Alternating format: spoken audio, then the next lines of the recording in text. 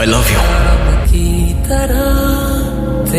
মানে আমি খেয়াল রাখবো তোমার, কখনো একা রাস্তা পার হতে দেবো না, কখনো কোনো ঝামেলায় পড়তে দেবো না।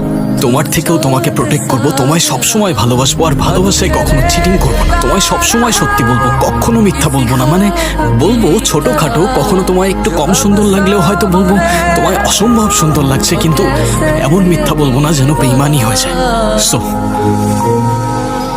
So will you marry me? এই কথা বলতে তোমার 4 বছর সময় লেগে গেল।